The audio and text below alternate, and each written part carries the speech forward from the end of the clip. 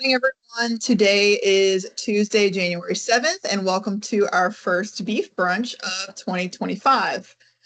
We hope everyone had a great new year and a great start to the new year. I think I can speak for all of us when I say we are having quite a cold start to the week. And of course, a little colder up there where Tripp and Lee are. We do not have Dr. Edwards on with us today, but I'll just go ahead and turn it over to Tripp to get started to give our Northeast update. All right, everybody. Thank y'all for having me. It is a new year, but we got the same crew bringing you the Brief Brunch Educational Podcast. And hope everybody had a great time over the holidays. Hope everybody spent lots of time with their friends and families and maybe even get caught up on a few chores around the ranch. Seeing all the pictures that our producers and our coworkers put up over the holiday break kind of had me giving some flashbacks to my childhood. Our 2 weeks during the holidays, whenever I was in school, I lived on the Venn diagram where 2 weeks off school and free labor for 2 weeks met. I was right there in the middle between the two, and it was written with a Sharpie, so you could pretty well count on that. In non-agricultural news, our Fighting Tiger football team has ended their football campaign for the year, as well as the New Orleans Saints. The Tigers ended with a bang, and the best thing I can say about the Saints is I didn't get the channel that the game was on, so I didn't have to witness that hot mess. Now that football season's over, I'm turning my calendar straight over to baseball season in February and can't wait to see Coach Johnson and the boys take the field for the Tigers. Speaking of New Orleans just a moment ago, our constant prayers and deepest sympathies go out to all those that were affected by the New Year's Day terror attack in New Orleans. I'm not eloquent enough to put into words all my feelings on the topic, but I won't comment much more than to say to our brothers and sisters in New Orleans, we love you and we're praying for you as y'all recover from this terrible tragedy. I suppose in agricultural news that the theme of the day is it's colder than a well digger's wallet in Idaho, and how's that affecting the industry statewide? In Northeast Louisiana, the two big challenges that we're running into are assessing damages on ranches to the infrastructure due to the wind on the front end of that storm that we had, really on the back end of it as well, and providing cattle extra energy to combat the sharp decline in temperatures that we're facing with this Arctic blast. We had a pretty impressive storm pass through Sunday afternoon in Northeast Louisiana. Um, Rainfall totals, depending on where you were, between 6/10 of an inch and 2 inches almost. Like I said, just depending on where you were. Rainfall totals weren't necessarily impressive, but it darn sure happened in a hurry. But what was more destructive was the wind that accompanied the front as it passed through. It wasn't but a couple hours of strong wind, but like I said, a lot can happen in that short time. On my drive into the office this morning, I noticed several trees and large limbs that had sustained damage and saw a good bit of debris in pastures and on the road and whatnot. And that's generally a pretty good indicator that there's some level of damage to fences and barns, just general farm infrastructure that you can expect whenever we have a major wind event in this area. Nothing catastrophic, just pretty routine. But having said that, if you haven't already made a pass around your fences, especially perimeter fences, fences that are near wood lines, y'all know the ones that are most susceptible to damage in wind events. You might want to check and make sure that all your fences are good to go before you kick cattle into the pasture and have a surprise phone call at midnight. Another thing that happens every time we have weather like this is it's a challenge on our water infrastructure. We're not set up like our brothers and sisters in Minnesota that are prepped for cold weather. It's normally pretty rough on us whenever we get prolonged periods of freezing temperature with our water infrastructure, talking about our troughs mainly. There's busted flow. It's going to be some busted water hydrants, you name it. You might want to be keeping a very close eye for the next couple of weeks on your water infrastructure across your places. A, to make sure your cattle have a constant supply of water. We'll talk more about the importance of that in a moment. And B, that way you don't get a surprise check in the mail from the water company next month and have a water bill that's sky high if you're supplied to your ranch by city water. And a busted float on the backside of the place that you didn't know about can sure run a water bill up in a hurry. Next time you go to town, it's not a bad idea to stop and pick up some extra floats, PVC parts, washing machine hoses, the things that you're going to be using all winter, because this is might be our first good freeze we've had this year, but it's most likely not going to be our last. From a herd performance perspective, for the next 2 weeks, we're either going to be at or below the lower critical temperature. Now that's our local forecast. I haven't seen the statewide forecast. Coastal Louisiana might be in better shape than us up here in North Louisiana with that. But we're going to be hovering in the 30s and 40s for the most part for the next 2 weeks. Now our English and continental breeds that have thicker coats, they do pretty well in cold weather. They don't start showing signs of cold weather stress until you get into the lower to mid 30s. But our Brahman influenced cattle that are very prevalent in this area, they start showing signs of cold weather stress whenever you're talking about in the mid 40s. I mean, you get 46, 47, or 47 might be get on the high end, but 45, 46 degrees and raining, you're going to have some level of cold weather stress on these Brahman influenced cattle. Mentioned the lower critical temperature just a moment ago. What the lower critical temperature is the temperature that at which when it gets colder than our cattle start burning calories in an effort to stay warm. So if you want to keep your cattle performance on an upward trajectory, if you don't want to go backwards, you're going to need to be supplementing them extra calories to make up for the ones that they're burning in an effort to stay warm. Things we can do to help our cattle during this cold time, especially these prolonged periods of cold, or to provide some form of shelter, whether that's move them into a pasture that's got a loaf and shed, kick them in a pasture that's got a thick wood line, wood line, this chock block full of privet hedge that does a pretty good job of cutting the wind. If there's anything you can do to cut the wind and help them stay a little bit warmer, and also meeting their nutritional needs. Next 2 weeks, even if you have very good quality hay, you might need to supplement a little bit just to keep their caloric balance high, keep the cattle gaining weight, and not be going backwards generally with our animal performance. Another thing, whenever we think of water consumption, we typically think of summertime, you think of hot weather, but the importance of water cannot be overstated in freezing conditions because the rumen needs plenty of water to go through its processes that wind up off-putting heat to help keep these cattle warm in cold conditions. So water through freezing conditions needs to be warm, clean, and plentiful. What I mean by plentiful is if we do start having troughs freeze over, you need to be making sure you're getting ice busted. That way cattle have free access to water. I got a write-up did last winter on cold weather management strategies. If you want more information, more in-depth information on the topic, give me a call, shoot me an email, and I will get that to you. Moving over to grazing. Fortunately, with this front, we didn't have any kind of sleet, snow, ice, anything that covered the ground. So from that standpoint, our forages are looking really good still. We have some chances, I think Friday coming up, some pretty serious chances for a wintry mix on Friday. I'm hoping that leaves forecast. I'm hoping that doesn't materialize because whenever we get snow and ice on the ground is when we do open the door for some potential plant injury. But at this point, especially plant injury, depending on what variety you planted. But to this point of our forages right now, we're looking pretty good out there. What else do I have wanted to comment on? I should have mentioned this a few weeks ago, but many of our producers are already grazing. Some are planning to turn out in the next few weeks. Just depending on how good their grass is doing, how much grass they have available to them. Before you turn out, it's our recommendation that you start feeding a high magnesium mineral.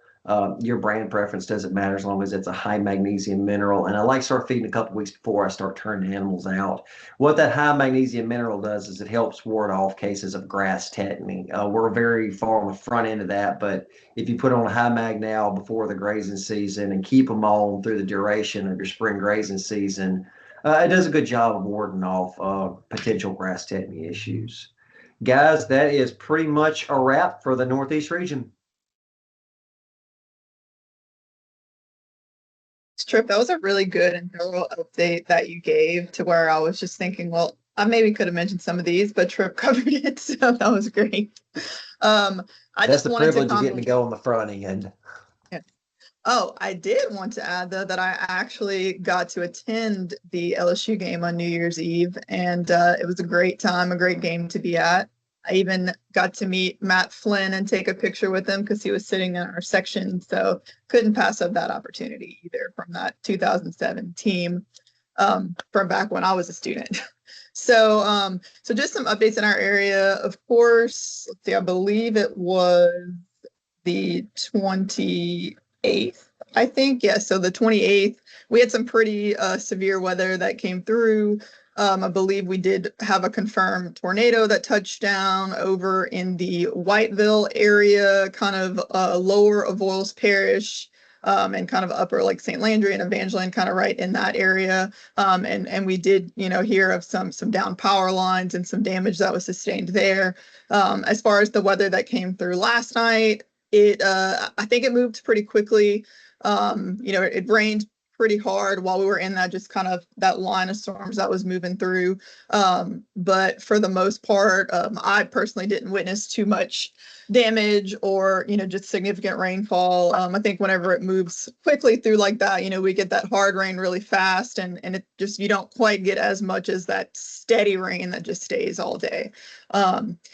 But yes, so we did have some freezing temperatures that occurred over the night, and just to echo what Tripp said, just making sure that that your water sources, if you have faucets that are not currently being used, make sure you have those wrapped and covered. I've seen some people in some parts of the state and out of state use those freeze misers, I think is what they're called, that you can attach onto the water faucet, and it's built in. I think I read about it the other day. It's like at 37 degrees, it starts to drip to regulate that temperature.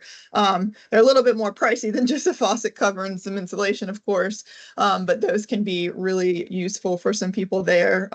Have been seeing some calves that have hit the ground recently, and I'm sure some more are on the way, as well as several people that have turned out onto their ryegrass as well. We just want to, when we had this weather like that, you just want to be mindful and giving your ground that time to recover, so your cattle aren't just kind of mushing everything down and kind of just making a mess. You want your ryegrass to recover and to be able to continue to grow throughout the season.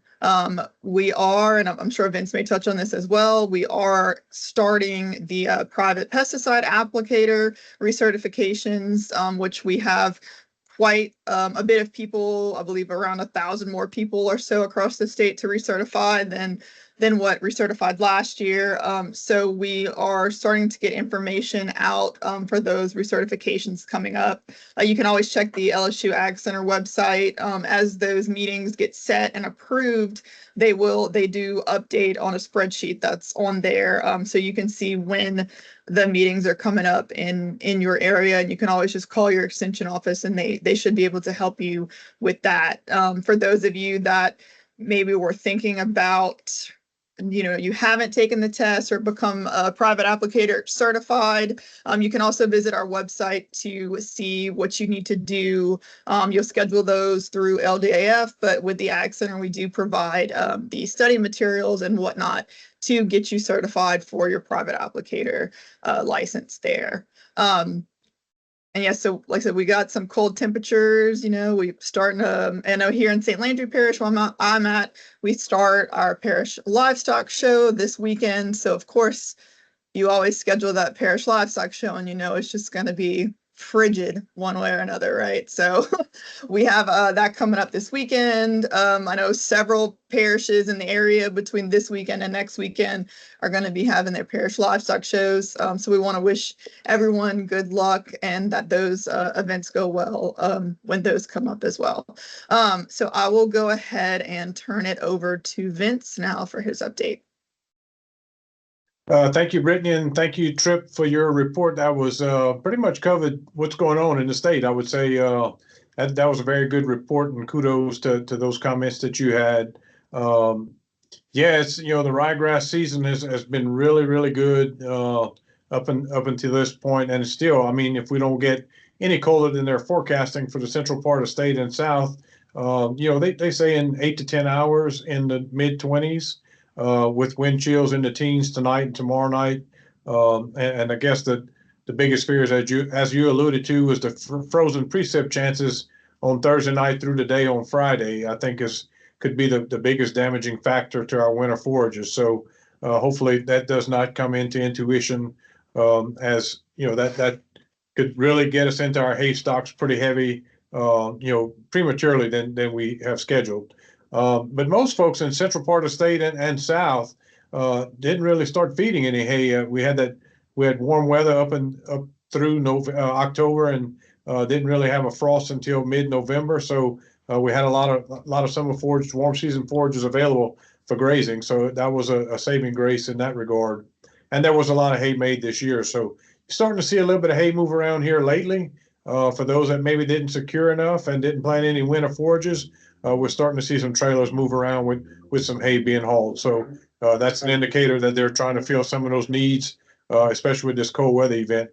When we talk about supplementing cattle in a cold weather period, if you don't have any kind of ryegrass or any kind of winter forage, it's time for them to be on it right now, filling that gut and getting that energy going. If you don't have that option, you probably want to feed a pound to maybe 1 to 3 pounds of a 20% range cube per head per day, and maybe every other day through this cold weather period, just to make sure they're getting that energy level up to keep that their internals warm, where they can continue to function. And the other critical thing, as both Tripp and Brittany mentioned, is the water factor. It's as critical in cold weather periods as it is in hot summertime periods. So make sure those cattle stay hydrated. Right now, a lot of cattle that are at their peak milking stage, 60 to 80 days after parturition, with calves outside. For those that calved in the fall, it's very critical that we stay healthy and continue to move forward and not back up, as Tripp alluded to. So that's the critical things going on right now. Spring turnout or breeding season is going to start here for the fall calving group soon. Make sure those bulls are sound and in good condition. If you have thin bulls right now, it's probably not going to get any better. So may want to make some decisions if you have a bull battery, turn out some of those healthier, better conditioned bulls to cover those cows in winter, colder winter periods like we have now, because they will go down very rapidly as far as body condition scores in colder periods. If we happen to start getting some cold, freezing rain, as they have pretty solid forecast for on Thursday and Friday, it doesn't take long for conditions to start to deteriorate. So with that being said, I think Lee's probably going to cover the market as he always does.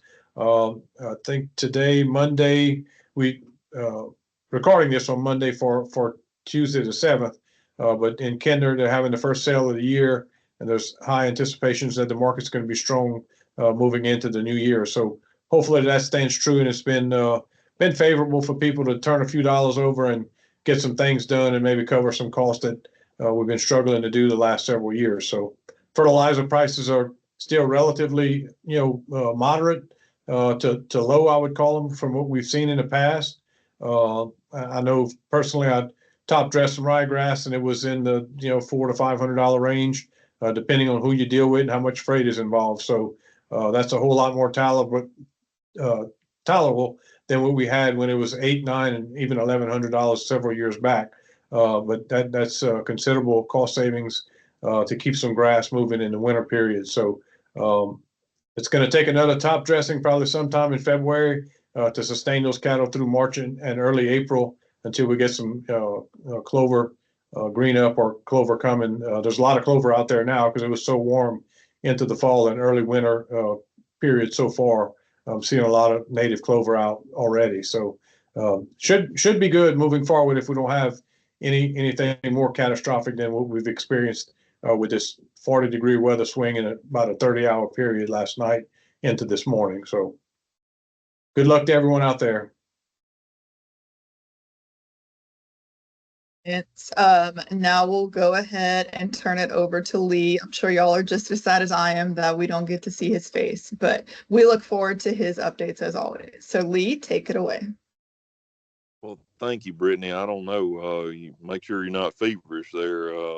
I tell you, it's not seeing my face is not necessarily a bad thing. They definitely saved the worst for last there. But Happy New Year, everyone. Glad to be with you all. What a great report. My goodness. I've said this several times, but I'm just in awe, folks, of the information that's shared rapid fire and the ability of these folks that are on this recording to be able to share information, relevant information and timely information, as well as to kind of summarize what's going on in the cattle industry in Louisiana. So my goodness, what a good report so far. But now you get into my section, so quality goes down a grade or two, of course, on that.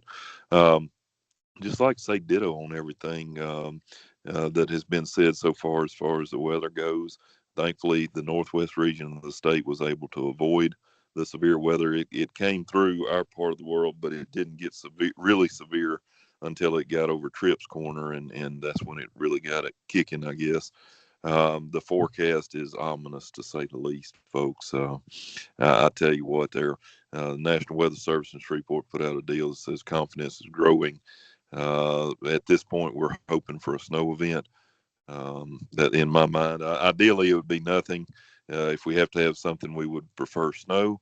Snow is a lot easier on cattle. It's a lot easier on the winter forages, on those cool season forages. Worst case scenario is that freezing rain. It just does not get any worse than that, and it is really truly devastating. A lot of people grazing ryegrass and grazing some wheat that they have planted in northwest part of the state. Some aren't, though, folks. Some are so delayed due to that dry fall that we had, that they continue to hold off in an attempt to try to get enough standing forage there so they can put the cattle on and don't have to pull them off. Those that aren't able to rotate, so on and so forth. The other notion that has struck a lot of people is, here it is, January already. Our days of grazing are going down naturally. Every day that passes without cattle turned out on that forage is one less day you have. So it's a balancing act, and it's a careful line to walk about getting those cattle off your feed bill, getting them on that ryegrass, which you've already spent the money on. And it's like Vince was stating, you've already got your fertilizer out on it.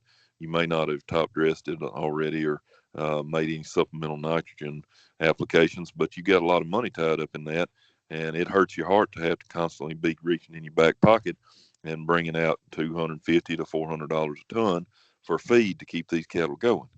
But by and large, I think if we can get by this winter event, get some cattle on it, as long as it's not too severe, I think maybe the future will look a little bit brighter and a little bit brighter. We're gaining daylight hours now, folks, ever so slightly. I know this is coming into the what's traditionally most severe time of the winter, but we are gaining in some daylight hours and so on and so forth. Vince was absolutely correct in what he was stating about the markets just opening back up. Today's the first day. Really, whenever some markets have gotten kicked off, I know that there were some late week markets, maybe some Saturday sales that occurred, but really and truly nothing has happened, and I don't really have much of a market report for this, folks. I can tell y'all that leading up and leading into the New Year's, into the Christmas holiday and New Year's, my goodness, at the amount of optimism that was out there and the good signs, but a lot of people were getting a little bit cautious and thinking that this is so good, something bad is bound to happen. And we've seen that sometimes. We've seen our cattle markets kind of wish ourselves into a bad market, and I don't think that's the case here. The early signs that we're seeing, especially on futures trading, but also on the limited sales data that's occurred between the first of the year and today, has been sky high. Absolutely record prices on cattle, and it's going to be interesting to see what's going to transpire as we move into the new year on our calf prices here in Louisiana. I can tell you, I was on the phone with a producer this morning, and he was telling me he's been in business many years and has built up a good herd of cattle and put a lot of time and effort and money into developing a herd, and he's pared back by at least 75%. And he told me, he said, the prices are so high, what can you do? If I can lock in a profit right now, I'm going to do it. And that got me to thinking there's a lot of people that are probably trying to have that internal debate with themselves on whether they're going to try to cash in. Whenever you're talking about $2,500 to $3,500 pairs on some really good type cattle, what do you want to do there? Do you want to try to hold on to them and try to continue on? Or do you want to cash out? And I can tell you that for many folks, that the answer is probably going to be to cash out and see what happens next. The one piece of advice I have to people, one is we don't know that we've seen the top of this market yet. I'm not convinced one way or another that we've absolutely seen the absolute high that we can go as far as cattle market, both on calf side and on the replacement cow side. But the other thing to keep in mind is that unless you've got some tax whiz CPA, you sell out on a bunch of these cattle, you're liable to get hit with a pretty significant tax bill. So the obvious answer would be buying back in. and there's no guarantees that you're going to be able to buy back in at a price point that's going to make it financially advantageous to do so. So there's a lot of questions, a lot of hand wringing going on, and it's good hand wringing. But I do think there are some decisions being made. What's going to be real interesting for me to see is as we move on through these winter months, and as we approach kind of this early spring grazing season, when people are starting to put together strings of cattle to turn out and whatnot. If the market is still as strong as what it is right now, what we are going to see there, not only on calf prices, but what we are going to start seeing whenever there gets to be a plethora, an overabundance of ryegrass and clover in these pastures, what's going to happen to these cow prices, folks? It may be an interesting time we're going into. It's a good time to be in the cattle business as far as the markets go. What goes up must come down. We all know that. But a lot of the indications, folks, just aren't there as far as the things that precipitate a huge drop in the market, i.e., nationwide herd numbers and so on and so forth. Seeing little signs of herd rebuilding nationwide as far as that goes. But I do want to caution. I had somebody tell me a while back that be expecting a market drop when people say the market can't drop, and so that's a little bit of truth there as far as that goes. So it's going to be an interesting time. I anticipate that 2025 is going to be a good year, economic wise, as far as markets go. Just look forward to spending it all with you guys. Once again, I'm not an expert and don't claim to be, so I could be dead wrong tomorrow, but signs sure are looking good going into this first full week of January. That being said, I'll turn it back over to you, Brittany. Lee, for another great update. And yes, I think it will be, of course, with the sales starting again this week, I'm sure we'll have some more accurate recaps for y'all coming up on our next update.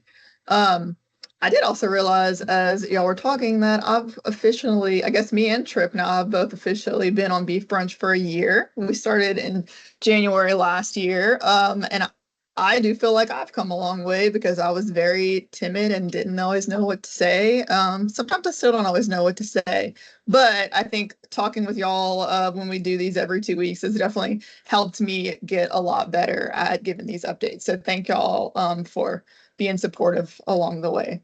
And for Tripp just coming out, just, rolling. I cannot think of any good idioms the way that he does, but he's always got those good phrases for us.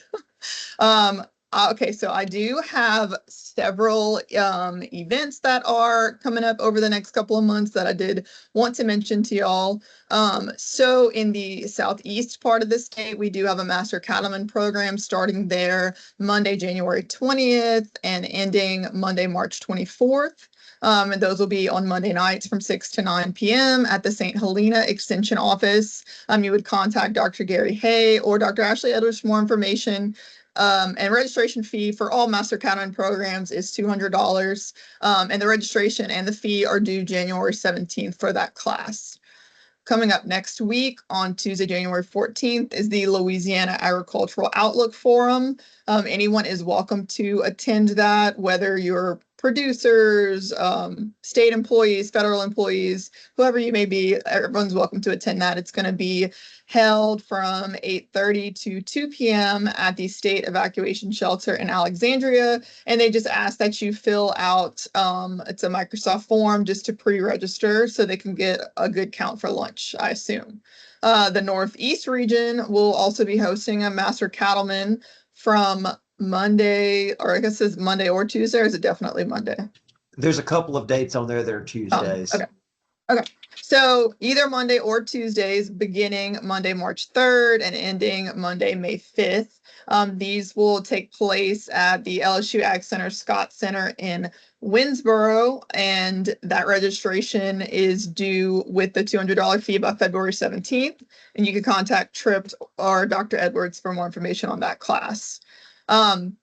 We have a breeding soundness exam day coming up March 6th. That will be in Opelousas at Dominique's Stockyard. Dr. Grant Fontenot will be continuing to do those for us there. We did one back in the end of October. So I know several people had kind of reached out about wanting to participate in this one as well. We should have a flyer out soon, but just, anyone that's in that area here around Opelousas, keep that March 6th date in mind for that BSE day. In the central region, we will be hosting a Master Cattleman program over in Rapides Parish at the DeWitt Livestock Facility there. It's going to start Monday, March 10th and go through Monday, May 12th from 6 to 9. And you can contact either myself or Tyler Barlow, who is the livestock and forages agent up in that part of the central region. And our registration fee is due with the registration by February 24th. The Acadiana Cattle Producers Spring Field Day will take place Saturday, March 15th at the Iberia Research Station. Registration will begin at 8 a.m. and lunch will be provided, and you can contact either Lainey Richard, Abigail Sarton, or Blair Abear for more information about that event. We have another breeding soundness exam day happening in Alexandria on Monday, March 17th at Thompson Vet Services. You can contact Tyler Barlow for more information on that and to get registered. You do need to pre-register for that. And his cost is going to be $50 for the BSE. And then if anyone's needing to do a trick test, that'll be $90. The Acadiana region will be hosting a Master Cattleman program as well, starting Monday, March 17th to Monday, May 26th. This will take place at the Vermilion Parish Extension Office, and you can contact Lainey or Abigail for more information on that. It doesn't look like they have a due date here, but I'm sure that'll be within a couple weeks before that class. The Louisiana Producer AI School up at the Hill Farm in Homer will take place April 2nd through April 4th. And you can contact either Lee Falk or Dr. Ashley Edwards to be placed on the wait list. The registration cost for that is $300, and you do need to pay a $150 deposit to secure your spot for that. Two more, we're almost there. The Northwest Beef and Forage Field Day will take place Thursday, April 24th at the Hill Farm Research Station in Homer, and more information and a flyer will come on that event, I'm sure. But Thursday, April 24th, keep that date in mind for the Northwest Region Beef and Forage Field Day. And lastly, the Southwest region over in the Cameron Parish area will be hosting a Master Cattleman program there. They are planning to start Thursday, May 1st, and will run through Thursday, July 10th. They will be from 6 to 9 with supper a little bit before, starting at 5:30. They're going to serve a meal then. So it'll likely be in Cameron Parish, maybe possibly between Cameron, Calcasieu, and Jeff Davis offices. I think Bradley's done that there before. So for that, more information, you need to contact Bradley Poussin. And again, it's $200 for that registration. I think I've covered all the events that we have coming up. Do y'all have anything else to add? Doesn't look like it, huh? Okay, well, we hope you enjoyed our first Beef Brunch News update of the year, and we will see y'all again in 2 weeks.